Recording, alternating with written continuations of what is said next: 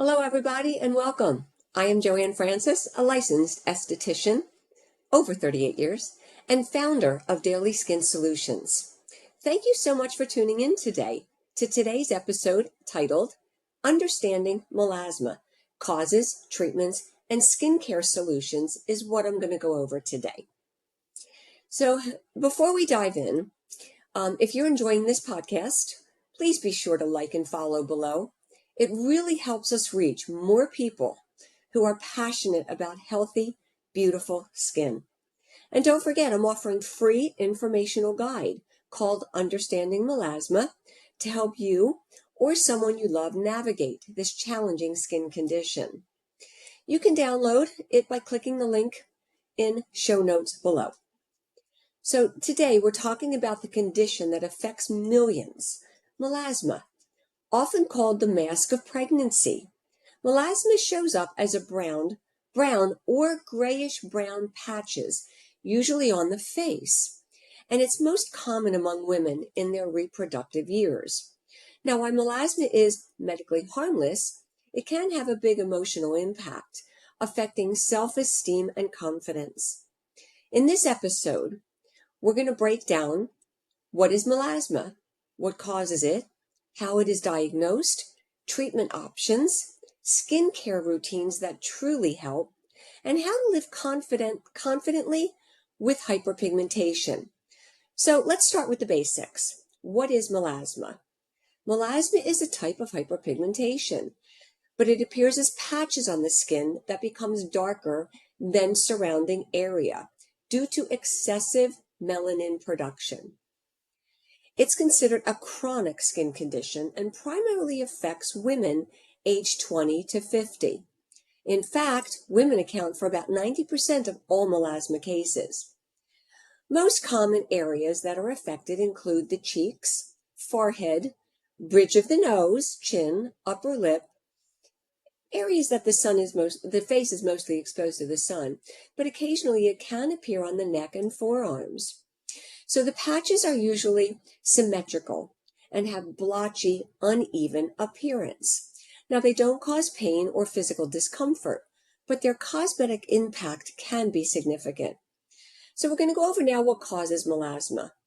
The exact cause of melasma isn't fully understood, but several factors contribute, one of them being hormonal changes, especially during pregnancy, oral contraceptive use, and hormone replacement therapy. Sun exposure. UV radiation is a major trigger and aggravator of melasma. Genetics. A family history can increase your chances. Now, certain medications and skincare products can also trigger or worsen melasma. Thyroid dysfunction. Some research suggests a connection. Now, types of melasma, there's 3 types. Epidermal melasma. This is pigment in the upper layers of the skin. Dermal melasma, which the pigment then lies deeper and gives a darker or bluish gray tone. Mixed melasma is a combination of both. So how is melasma diagnosed? A skin professional can diagnose melasma using tools like a Woods lamp. This helps to examine the pigment depth. Dermoscopy to look closely at pigmentation patterns, but rarely a skin biopsy if there's uncertainty. Now, melasma versus other pigment disorders. It is important to differentiate melasma from other forms of pigmentation like sunspots or post-inflammatory hyperpigmentation, also known as PIH. Melasma is usually symmetrical and closely linked to hormonal changes. Please note, over 38 years as a licensed esthetician, I've been working side by side with top dermatologists and pathologists.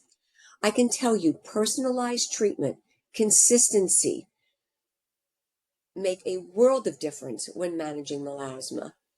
So treatment options. What are some treatment options for melasma? There's no one-size-to-fit-all approach, but here are common treatments. Topical treatments, which I find to be the best, fastest route, is hydroquinone with retinoid, azelaic acid, and tranexamic acid. Chemical peels to gently exfoliate pigmented cells.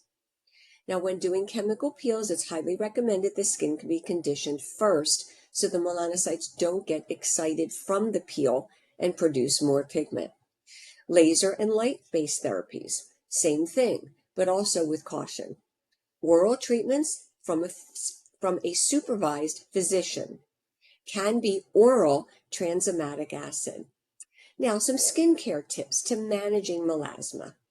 Managing melasma starts and continues at home. So, daily sunscreen, not negotiable. SPF 45 or 50 or higher, recommended broad spectrum and preferably a mineral base, not chemical based. Gentle cleansing, avoid harsh foaming cleansers.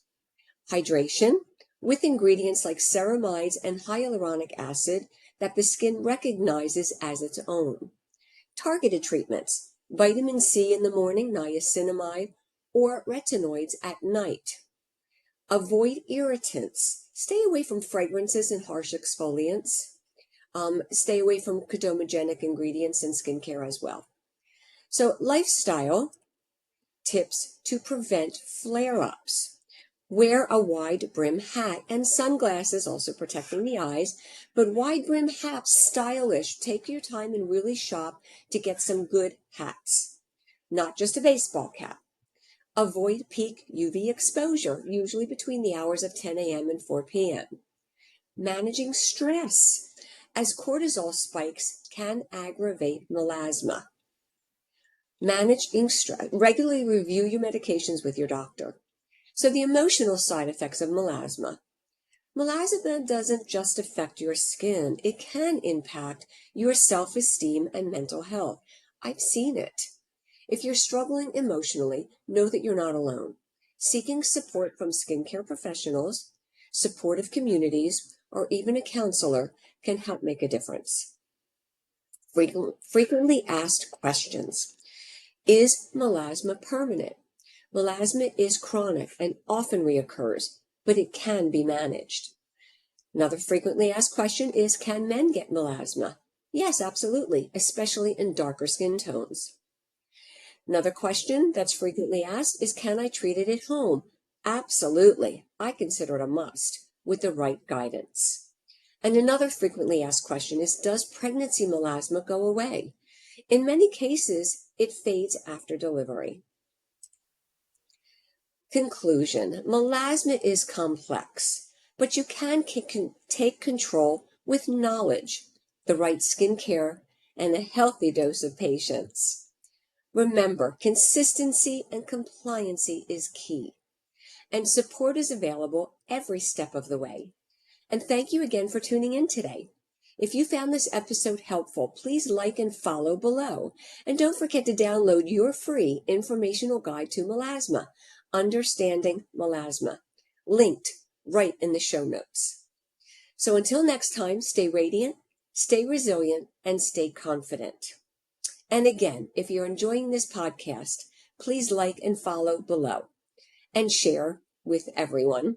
Thank you, everybody, for joining me.